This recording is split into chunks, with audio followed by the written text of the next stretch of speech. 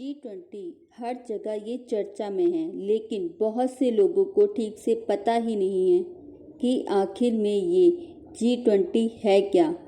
G20 की बैठक में होता क्या है, आखिर इसका नाम G20 ही क्यों पड़ा। एक एग्जाम्पल के तौर पर आप मान लो आप एक देश हो, तो आपको दूसरे देशों के साथ मिलकर चलना होगा। साथ मिलकर चलने से ही दुनिया ग्रो हो पाएगी। जब भी कोई युद्ध होता है देशों के बीच या कोई बहुत बड़ी क्राइसिस एक देश में आती है, तो उसका पूरा असर सिस्टम पे पड़ता है।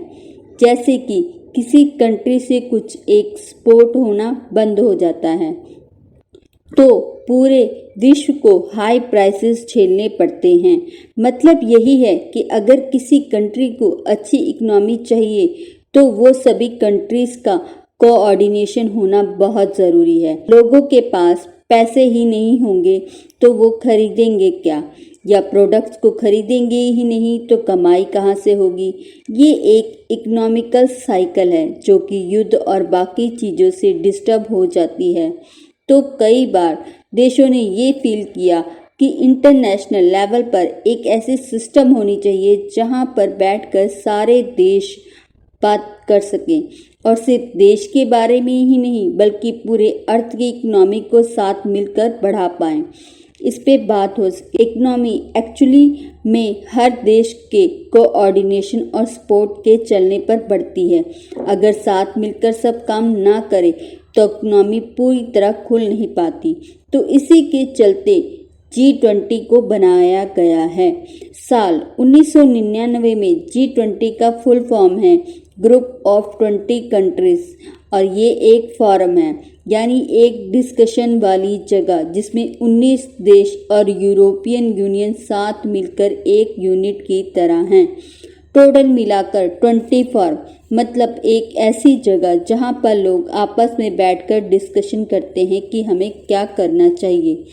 तो इस इंटरनेशनल फॉर्म में जो भी टॉपिक डिस्कस होते हैं वो financial stability, climate change, sustainable development, health, agriculture, environment, anti corruption, और ये डिस्कशन हर साल होती है। यानी हमारी दुनिया के जो सबसे बेसिक विषय हैं से इस दुनिया के लोगों की बेसिक सर्वाइवल इफेक्ट होती है।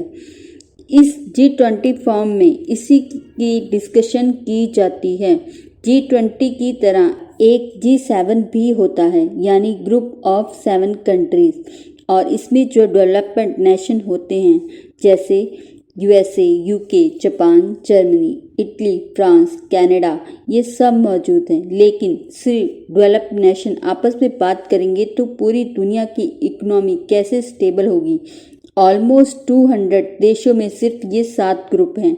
ये G7 यानी डेवलप्ड नेशन का ग्रुप है, पर क्योंकि इतने से काम नहीं चलता है, फिर आया G20 यानी 20 नेशन का ग्रुप, जिसमें डेवलप्ड नेशन भी है और डेवलपिंग नेशन भी, और सब मिलकर आपस में बात करते हैं। और G20 में जो देश हैं वो हैं Argentina, Australia, Brazil, Canada, China, France, Germany, India, Indonesia, Italy, Japan, Mexico, South Korea, Russia, Saudi Arab, South Africa, Turkey, United Kingdom यानी UK, USA और EU यानी यूरोपियन यूनियन। टोटल पूरी धरती का जितना बिजनेस होता है उसका 80% सिर्फ इन्हीं देशों से आता है। अब सोचकर देखो, हमारी धरती पे ऑलमोस्ट 200 देश हैं, और एग्जैक्टली बोलूँ तो 195, बट इसमें से 175 कंट्रीज मिलाकर विश्व का 20% बिजनेस ही है। बाकी जो ये सिर्फ 20 कंट्री हैं इसी में 80% होता है ग्रॉस वर्ल्ड प्रोडक्ट का, यानी GW का, और इसीलिए ये 20 देश विश्व के सबसे महत्वपूर्ण देश माने जाते हैं। G20 की मीटिंग हर साल होती है और इस ग्रांड मीटिंग की ड्यूरेशन जनरली 1-2 दिन होती है। G20 मीटिंग का कोई परमानेंट प्लेस या परमानेंट हेड पर्सन नहीं होता है, वो रोटेट होते रहते हैं। 2021 का मीटिंग इटली में हुआ था, 2022 का मीटिंग बाली में हुआ था और 2023 का ऑनर बना है इंडिया। 2024 में ब्राज़ील इसका हेड बनेगा और ये ब्राज़ील में ही होगा। हर साल प्रेसिडेंसी अलग अलग कंट्रीज को मिलती है। जैसे 1 दिसंबर 2022 को ये प्रेसिडेंसी भारत को दे दी गई और इसीलिए भारत अभी भी G20 प्रेसिडेंसी को एक्सरसाइज कर रहा है। और जैसे कि मैंने बताया, नेक्स्ट ईयर ये प्रेसिडेंसी ब्राज़ील के पास होगी। G20 का कोई हेडक्वार्टर्स नहीं होता है, क्योंकि हर साल अलग अलग देश में मौजूद अलग अलग बिल्डिंग को ऑस हेडक्वार्टर्स से यूज़ किया जाता है।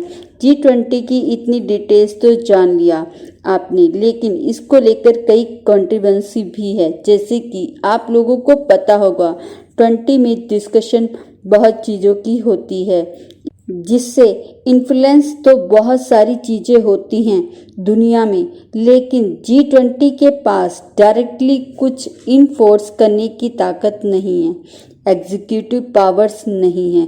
अभी लिटल टू इन्फोर्स रूल्स ये नहीं है कि G20 के पास, और इस बात की डिबेट है, G20 में एक देश दूसरे देश को रिकमेंडेशन दे सकते हैं कि हमें ऐसा ऐसे मिलकर करना चाहिए, लेकिन कोई एग्जीक्यूट करने की ताकत नहीं है, एक मल्टी बॉडी की तरह। लेकिन फिर भी डिस्कशन भी बहुत महत्व के होते हैं।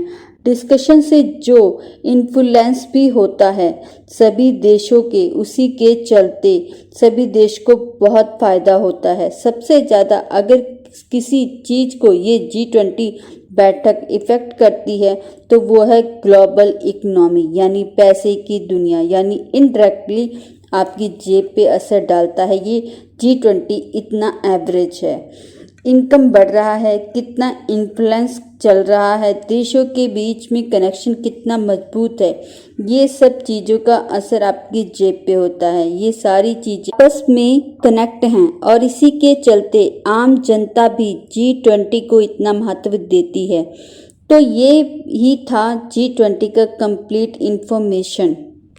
क्या आपको पता है कि चाइनीज़ गवर्नमेंट ने एप्पल के आईफोन्स को बैन कर दिया है? एप्पल जो है सिक्योरिटी की माने और डाटा प्रोटेक्शन की माने तो इस मामले में एप्पल को बहुत ही सेफ डिवाइस माना जाता है, लेकिन चाइनीज़ गवर्नमेंट ने अब ये अनाउंस कर दिया है कि गवर्नमेंट का कोई भी एम्प्लॉय अब से आईफोन यूज़ नहीं करेगा।